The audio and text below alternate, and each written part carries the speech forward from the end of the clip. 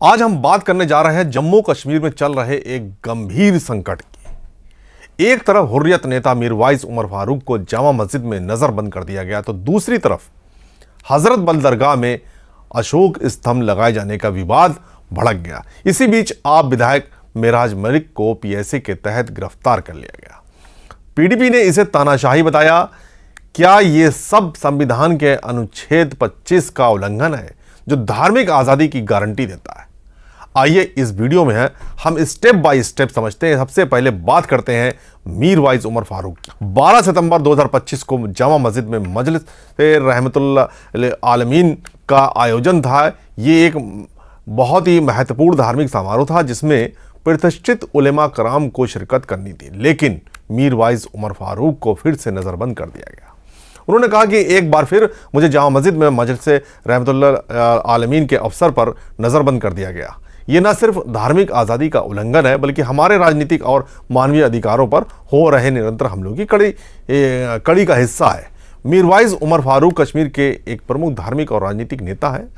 वे Hurriyat conference के chairman हैं और लंबे समय से कश्मीरी मुसलमानों की आवाज़ उठाते रहे, लेकिन पिछले कई सालों से उन्हें बार बार नज़रबंद किया जाता रहा है, ऐसा उनका कहना है। आज एक बार फिर हुकूमत की तरफ से मुझे नज़रबंद कर दिया गया है।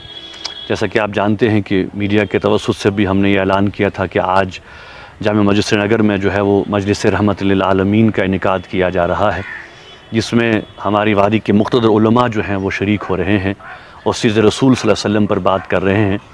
लेकिन अफसोस आज सुबह से ही जो है वो मेरे गेट बंद कर दिए गए हैं और पुलिस की एक भारी जमीयत जो है वो नस्ब कर दी गई है बाहर। ये अफसोस से मुझे कहना पड़ता है कि हमारे जहाँ तक सियासी हकूक़ की बात हम करें या हमारे जो इंसानी हकूक़ हैं वो तो पहले ही ताकत के बल पर जो है वो हमारे पामाल कर दिए गए हैं, और अब बार बार हमारे मजहबी हकूक़ में भी मुदाखलत की जा रही है, मामलात में मुदाखलत की जा रही है। हुकूमत ये नहीं चाहती कि हम जो मजहबी मामलात हैं उन पर बात करें, चाहे वो दरगाह हज़रत बल में अशोका एम्बलम का लगाना हो, या फिर आपने देखा कि जो मुस्लिम कैलेंडर है उसमें जो बार बार हुकूमत मुदाखलत कर रही है, इंतज़ामिया मुदाखलत कर रही है, वो भी एक नाकाबिल कबूल अमल है यहाँ की जो मुस्लिम क़यादत है और जो यहाँ की रिलीजियस क़यादत है उनके लिए। और अब आप देख रहे हैं कि जो मजहबी हमारे प्रोग्राम हैं उनमें भी मुदाखलत की जा रही है, ख़ासकर धार्मिक आयोजनों के दौरान।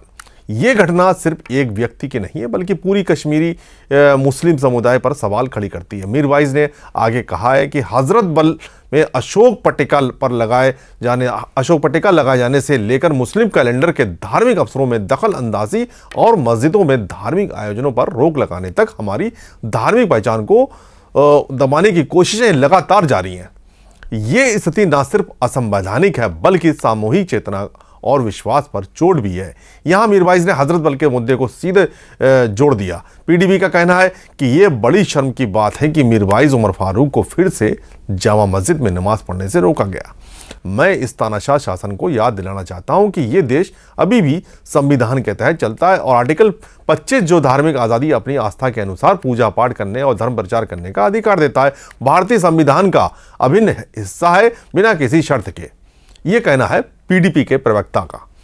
संविधान के मूलभूत सिद्धांतों और संवैधानिकता की अवहेलना अंततः केवल अराजकता को ही जन्म देगी और कुछ नहीं। पीडीपी चीफ महबूबा मुफ्ती ने इसे साफ कहा कि यह दमन की साजिश है। आर्टिकल 25 स्पष्ट रूप से कहता है कि सभी व्यक्तियों को स्वतंत्र रूप से अपनी धर्म को मानने, आस्था का पालन करने और प्रचार करने का अधिकार होगा। लेकिन कश्मीर में क्या हो रहा है? धार्मिक आयोजनों पर रोक, नेताओं की नज़रबंदी, ये सब संविधान की अवहेलना लगता है। मीरवाइज ने वादा किया कि इसके बावजूद जामा मस्जिद का मेंबर हर उस अन्याय और धार्मिक हस्तक्षेप के खिलाफ आवाज़ बुलंद करता रहेगा। अब आते हैं हजरत बल दरगाह के विवाद पर, जिसे मीरवाइज ने अपनी नज़रबंदी के बयान में जोड़ा। हजरत बल दरगाह श्रीनगर के डल झील के किनारे स्थित एक पवित्र मुस्लिम तीर्थ स्थल है और ये कश्मीरी मुसलमानों की आस्था का केंद्र है। लेकिन हाल ही में यहाँ क्या हुआ? जम्मू कश्मीर वक्फ बोर्ड की दरगाह के रेनोवेशन के बाद एक शिलापट लगाया जिसमें अशोक स्तंभ यानी भारत का राष्ट्रीय प्रतीक उकेरा गया था। ये शिलापट मुख्य प्रार्थना कक्ष के बाहर लगाया गया था। यह घटना सितंबर 2025 की शुरुआत में हुई। वक्फ बोर्ड की चेयरपर्सन दरख्शां अंद्राबी, जो बीजेपी से जुड़ी हैं, उन्होंने इसका उद्घाटन किया। लेकिन 5 सितंबर 2025 को ईद मिलादुन नबी के अवसर पर गुस्साए लोगों ने इस शिलापट को तोड़ दिया। उनका कहना था कि धार्मिक स्तर पर राष्ट्रीय प्रतीक लगाना इस्लामी सिद्धांतों का उल्लंघन है, क्योंकि इस्लाम में मूर्ति पूजा जैसी कोई चीज नहीं है। लोगों ने पत्थर फेंककर शिलापट को क्षतिग्रस्त कर दिया। इसके बाद विवाद भड़क गया। लेकिन मैं आपको बता दूं कि राष्ट्रीय चिन्ह से इतनी नफरत क्यों भाई? ना राष्ट्रीय, वो हमारा राष्ट्रीय चिन्ह है। और जहां तक बात जो पूजा पाठ की है, तो वो कोई एक आइडल नहीं है, राष्ट्रीय चिन्ह है ना। उस राष्ट्रीय चिन्ह को एक चिन्हित किया गया, एक सिंबल के तौर पे वहां पे बनाया गया था। बहरहाल इसके पीछे बहुत सारी राजनीति होने लगी। वक्फ बोर्ड ने इसे आतंकी हमला करार दिया और PSA यानी पब्लिक सेफ्टी एक्ट के तहत कार्रवाई की। पुलिस ने 25 से ज्यादा लोगों को हिरासत में ले लिया। FIR दर्ज की गई, लेकिन राजनीतिक दलों ने वक्फ बोर्ड को जिम्मेदार ठहराया।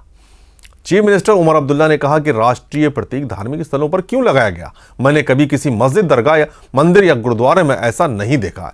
यह गलती हुई है और इससे धार्मिक भावनाएं आहत हुई हैं। हालांकि उमर अब्दुल्ला साहब ने इसे धार्मिक भावनाओं से जोड़ा है, तो मैं आपको बता दूं, NC के विधायक तनवीर सादिक ने भी एक ट्वीट किया था, जिसमें उन्होंने साफ तौर पर यह लिखा था कि मतलब इस्लाम धर्म में जो है वो कोई आइडल की पूजा नहीं की जाती है, इसलिए वहां पर लगाना ठीक नहीं था।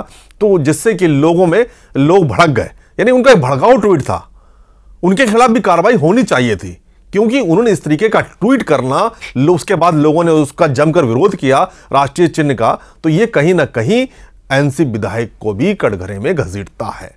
वक्फ बोर्ड की माफी मांगनी चाहिए, यह कहना है उमर अब्दुल्ला साहब का। वहीं NC विधायक तनवीर सादिक ने कहा कि हम अशोक चक्र का सम्मान करते हैं, लेकिन वक्फ बोर्ड चेयरमैन ने इसका दुरुपयोग किया है। CPIM नेता MY तारिगामी ने कहा कि शांतिपूर्ण विरोध पर FIR और गिरफ्तारियां दुर्भाग्यपूर्ण है। हजरत बल हमेशा एकता का प्रतीक रहा है, इसे राजनीति में न घसीटें। PDP ने इसे धार्मिक हस्तक्षेप बताया। महबूबा मुफ्ती ने कहा कि धार्मिक भावनाओं को ठेस पहुंचाने के बजाय वक्फ बोर्ड को माफी मांगनी चाहिए। बीजेपी ने तोड़फोड़ की निंदा की। बीजेपी नेता सुनील शर्मा ने कहा यह राष्ट्रीय प्रतीक पर हमला है, भारत की समृद्धता पर प्रहार। बिहार के डिप्टी CM सम्राट चौधरी ने इसे मगध के अशोक स्तंभ पर हमला बताया। लेकिन सवाल यह है कि क्या वक्फ बोर्ड का फैसला सही था? दरगाह का इतिहास देखें तो 17वीं शताब्दी से चली आ रही शेख अब्दुल्ला ने 1970 में इसका पुनर्निर्माण कराया, लेकिन कभी राष्ट्रीय प्रतीक नहीं लगाया। यह विवाद मीरवाइज के बयान से जुड़ता है, जहां उन्होंने मुस्लिम कैलेंडर के अफसरों में दखल का जिक्र किया। मेराज मलिक आम आदमी पार्टी के डोडा जिले से विधायक हैं। वे कश्मीरी मुसलमानों के अधिकारों के लिए मुखर रहे। 10 सितंबर 2025 को उन्हें PSA के तहत गिरफ्तार कर लिया गया। PSA एक कठोर कानून है जो बिना ट्रायल के 2 साल तक गिरफ्तार किया जा सकता है। मलिक ने सोशल मीडिया पर वक्फ बोर्ड की आलोचना की और कहा कि यह धार्मिक स्वतंत्रता पर हमला है। ऑल इंडिया मुस्लिम मजलिस मुशावरत ने इस गिरफ्तारी की निंदा की। उन्होंने कहा कि यह लोकतंत्र पर हमला है।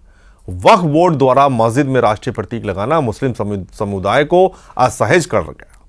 महबूबा मुफ्ती ने 10 सितंबर को कहा कि मेराज मलिक की गिरफ्तारी हजरत बल विवाद से ध्यान भटकाने की कोशिश है। मतलब कि हजरत बल की जो घटना थी, यानी कि राष्ट्रीय प्रतीक को नुकसान पहुंचाया गया, वहां तोड़ दिया गया, उसके ऊपर हमला किया गया, एक नफरत सामने आई कि राष्ट्रीय सिंबल को लेकर लोगों में इतनी नफरत आई कि लोगों ने उसे पत्थर से कुचला। बाकायदा उस सिंबल को कुचला गया। क्यों नहीं उस पत्थर को उखाड़ के फेंक दिया गया अगर इतनी ही दिक्कत थी उस शिलापट से? लेकिन सिर्फ उस सिंबल को कुचला गया। सवाल वही है कि मेराज मलिक की गिरफ्तारी हजरत बल विवाद से ध्यान भटकाने की कोशिश, ये कह रही है कि महबूबा मुफ्ती। बाढ़ प्रभावित डोडा में बादल फटने के बाद भी फोकस नहीं। वक्फ बोर्ड चेयरमैन के खिलाफ कार्रवाई क्यों नहीं? मलिक को बलि का बकरा बनाया गया जा रहा है, यही कहना है महबूबा मुफ्ती का। उन्होंने LG से अपील की है कि FIR वापस ले और मलिक को रिहा करें।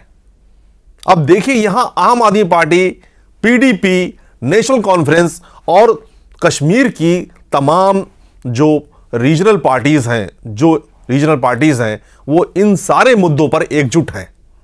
यानी उनकी राजनीति जो भी हो, लेकिन जब कश्मीर के लोगों की बात आती है तो ये सारी पार्टियां एकजुट हो जाती हैं। तब इनके लिए राष्ट्रीय चिन्ह या राष्ट्र के मुद्दे को लेकर इनके अंदर कोई भावना नहीं।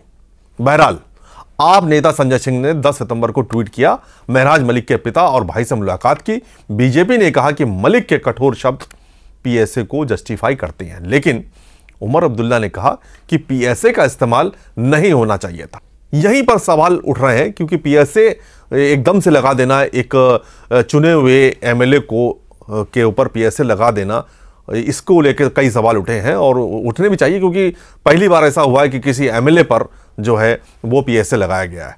गिरफ्तारी के बाद डोडा में तनाव है। 25 से ज़्यादा लोग हजरतबल केस में हिरासत में हैं और मलिक की गिरफ्तारी ने आग में घी डाल दिया है। पीडीपी ने इसे हजरतबल से लिंक करते हुए कहा कि यह धार्मिक हस्तक्षेप का चेन रिएक्शन है। यह मुद्दा दिखाता है कि कैसे एक धार्मिक विवाद राजनीतिक में बदल जाता है, और इन सब मुद्दों को जोड़कर देखें तो पैटर्न साफ है। मीरवाइज की नजरबंदी, हजरतबल में अशोक पटेका का विवाद और महराज मलिक की पीएसए गिरफ्तारी। संविधान का आर्टिकल 25 स्पष्ट है, लेकिन कश्मीरी नेताओं का कहना है, ऐसा उनका मानना है कि जम्मू कश्मीर में इसका पालन नहीं हो रहा है। पीडीपी ने कहा कि यह तानाशाही है जो अराजकता पैदा करेगी। राजनीतिक दल माफी और रिहाई की मांग कर रहे हैं, लेकिन सवाल यह है कि क्या सरकार सुनेगी। यह था जम्मू कश्मीर के धार्मिक स्वतंत्रता संकट का पूरा विश्लेषण। अगर आपके मन में कोई राय है तो जरूर कमेंट में बताएं। धन्यवाद। जय हिंद।